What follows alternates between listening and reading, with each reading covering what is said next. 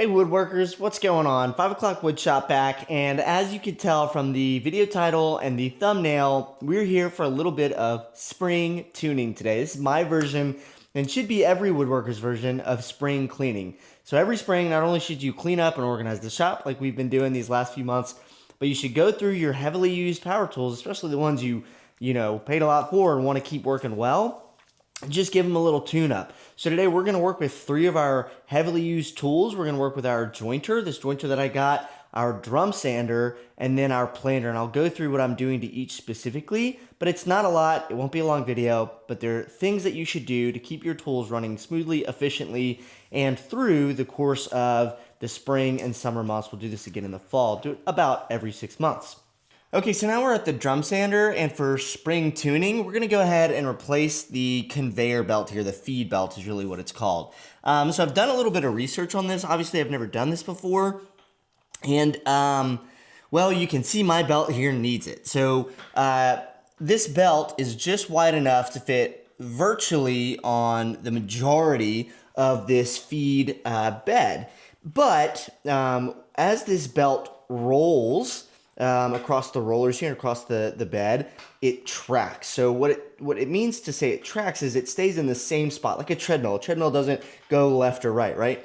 Well, there's been a known problem with these Performaxes and the newer conveyor belts or feed belts that makes them track inboards towards the motor side. And as you can see here, like that's obviously what happened with this one, and it ate up the feed belt real bad. So I'm trying to avoid that. I've done a lot of research online about like the best practices to do this successfully. We're gonna give it a shot, but I wouldn't be surprised if I run into the same issues.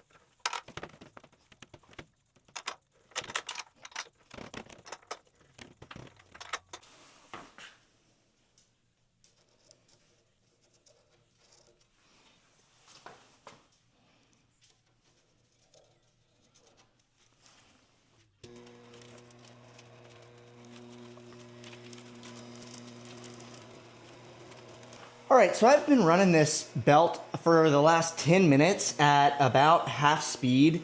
That's what's recommended, and I really probably won't ever run it faster than this. If you don't know, the faster you run something through the drum sander, at the very least, among other things, it increases the amperage draw on your circuit breaker, essentially, and it could trip a breaker. So you pass things through a drum sander really very slowly. But really, like, you can see my mark here. It's tracked maybe a millimeter to the right, the outboard, which is pretty interesting. But I'll never be running this thing for like 10 minutes continuously. And I think even over time, like that 10 minutes is probably what I would use almost in, one really heavy project. So it's pretty easy to adjust this belt. I don't think I'm going to have many issues with it. I did buy an OEM belt. The affiliate link will be in the description. I think that helps. I heard that a lot from people on the internet. Here's the other thing that I think will help, and this is the last tip. So you're supposed to make micro adjustments, like quarter turns of these adjustment nuts as you're trying to adjust the track of this belt. I didn't really have to do that. I kind of got lucky on the first guess and put everything kind of in the right spot. Crazy. But these new belts, when you get them, they're real stiff, really like anything else. So what I've heard worked for some individuals, and I'm gonna do it, is you set it to your first adjustment, which is what I've done, right? And now that it is going a little faster, it is tracking a little bit more to the right, but that's fine. So you make your first adjustment. So you get this belt taut. You let it sit for 24 hours to kind of limber it up, then you come back out and you readjust, just spread it out just a little bit more, like a quarter, half turn maybe of the nut. Retrack it, redo it. You do this maybe 3 times over the course of 3 days, so a weekend. And then by the end, this belt should have stretched enough that it's nice and flexible and the tracking should be good.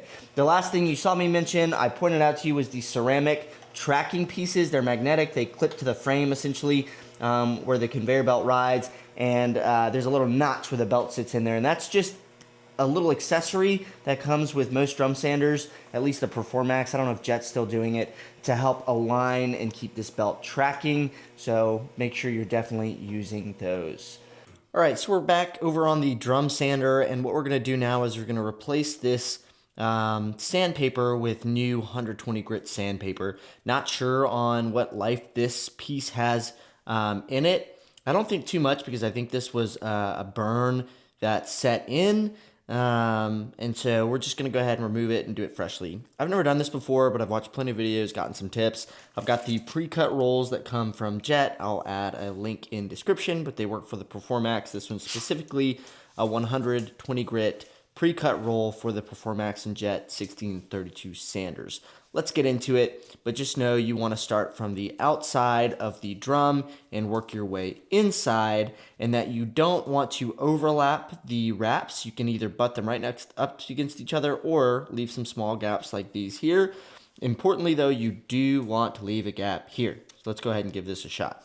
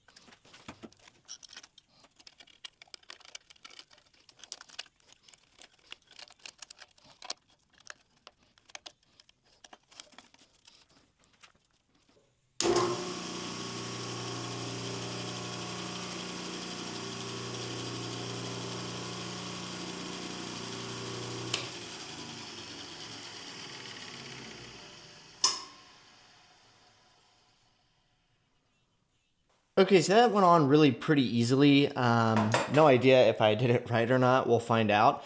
I think once I put it under load for the first time, I left about anywhere from an eighth to a 16th of a gap, all the way down to like a 32nd down here. Between the paper, it fit pretty nicely. It was a little difficult to get this through and keep it taut and not let it get loose on the back end here. But the reason you want to leave this bigger gap here between the last wrap and the final end piece here is that sandpaper expands when it gets hot.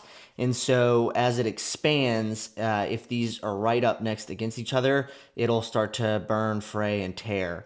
What I've heard and what I'm going to try to do is you run 10 feet through of product through the drum sander under load, and then you retension this.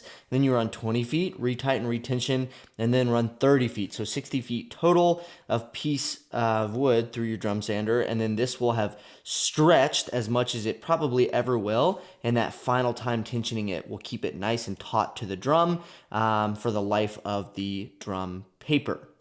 So yeah, that's really all the maintenance we're going to do on our drum sander. I also put some WD-40 on this kind of raise and lower mechanism. It seemed to help a little bit. I think it's just old. But other than that, I mean, the in-feed, out-feed tables are a little rough, but they're just like aluminum tables, so I'm not too concerned about them, and they won't have much effect on the piece running through the belt. So yeah, guys, that's it for the drum sander. Let's move on to the planer. All right, guys, that's the end of part 2 in the spring tuning series. Today we took care of our Performax 1632 drum sander. This was a new tool to me, so it needed its maintenance done anyways. But if you have a drum sander, again, it's good to do this routine maintenance every 6 months to, at the very least, annually. What we did today is we replaced our conveyor belt, feed belt, if that's what you want to call it. I would argue that that's not necessarily spring, annual, whatever maintenance. That's just as you need it. These conveyor belts can last for years, so keep that in mind. But it is something to do while you're doing your other routine maintenance. We replaced our sanding paper, which again, you'll do pretty routinely, but that's all right. And then we went ahead and we just cleaned up the other bits of the machine, like our turnstile wheel here, hand crank, all that good stuff, and just went through the general condition of the rest of the tool.